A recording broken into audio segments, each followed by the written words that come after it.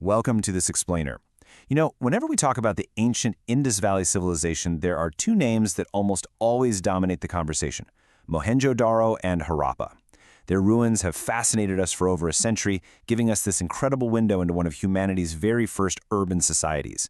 But today, we're actually going to look right past those famous sites. Instead, we're turning our attention to a massive, completely unexcavated metropolis hiding in plain sight. Or, I guess, hiding right beneath the sweeping sands of Pakistan's Cholistan Desert. It's called Ganjweriwala, and it is a literal forgotten giant. So what exactly is lying beneath the Cholistan Desert? Well, let's dive into it. We aren't just talking about a couple of buried pots or some small nomadic outposts here. No, we're talking about a sprawling, highly sophisticated ancient city that has basically been swallowed whole by the desert. This hidden metropolis is so immense, and its location is so incredibly strategic that actually unearthing its secrets could fundamentally change everything we thought we knew about the Indus Valley Civilization. It's a pretty wild paradox, honestly. On one hand, you have the heavy hitters, Mohenjo-daro and Harappa. These are globally famous ruins, right? They've been extensively excavated, endlessly studied, and mapped out. They are literally the textbook examples of ancient urban life. But then, on the other hand, you have Ganjweriwala, a city that was just as significant, just as formidable as its famous siblings, but it's completely frozen in time, untouched, unexcavated, and totally hidden under the sand, just quietly waiting to be explored. Which brings us to our first major piece of the puzzle, the forgotten giant, and unearthing its discovery. To really grasp how this happened, we gotta step back a bit. Picture this: around 2600 BCE, the Indus Valley Civilization is just absolutely thriving in this region, sustained by these massive waterways, primarily the ancient Harappa River. But over millennia, the climate shifted, and that mighty river completely vanished. It just left behind this dry ghost of a channel. Now fast forward to the 1970s and 80s. Archaeologist Dr. Mohammed Rafiq Mughal starts conducting these groundbreaking surveys right along that dried-up riverbed. And what he found was incredible: hundreds of ancient, forgotten settlements scattered all over the landscape. But out of all of those discoveries, one site stood head and shoulders above the rest. And yet, right up to this very moment, that crowning discovery remains totally unexcavated. 80. That's the number of hectares Dr. Mughal estimated Ganjweriwala covers. 80 hectares. Now, to put that sheer scale into perspective, that size catapults it straight into the top 5 major urban centers of the entire Harappan world. We're not talking about a tiny village or a quick stopover on a trade route. This was a sprawling, dominant metropolis, completely on par with the absolute greatest cities of its era. So let's move on to the next part of our story, the missing link in a truly massive empire. At its peak, the Indus Valley Civilization covered an area larger than ancient Egypt and Mesopotamia combined. That's a mind-boggling amount of territory, stretching all the way across modern-day Pakistan and northwestern India. We so often think of Egypt and Mesopotamia as the undisputed titans of the ancient world, right? But the geographic scale of the Indus civilization was just staggering. And when you have an empire that vast, its major cities aren't just places to live. They are the absolutely critical anchors holding that entire society together. And man, those cities were marvels of engineering. They had these carefully planned, grid-patterned streets way before modern city planning was even a thought. They built advanced drainage systems to carry wastewater out of their homes, which, by the way, is a luxury that plenty of much later civilizations totally lacked.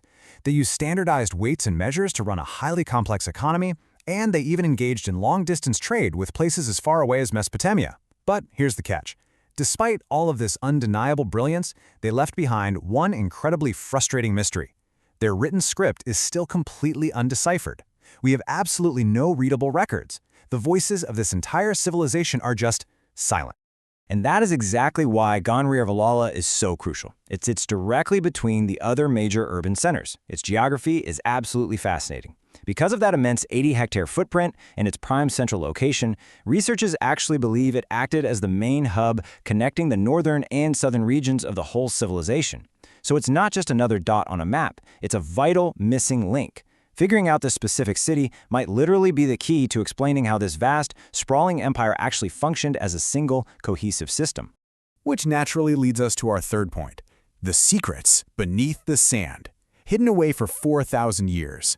4,000 years. For 4 millennia, this massive metropolis has been sealed away underground. And honestly, it turns out that tons and tons of desert sand actually makes for a pretty fantastic security guard. That sand hasn't just buried the city, it has completely protected it. By being swallowed up by this harsh desert environment and pretty much forgotten by the world, Ganjweriwala was entirely spared from later development, plundering, or destruction.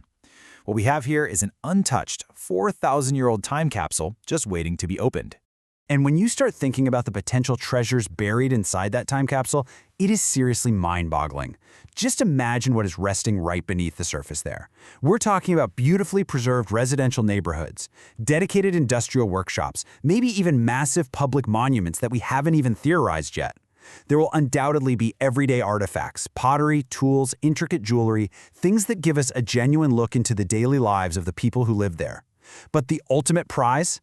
The seals. The ones bearing that mysterious, undeciphered script.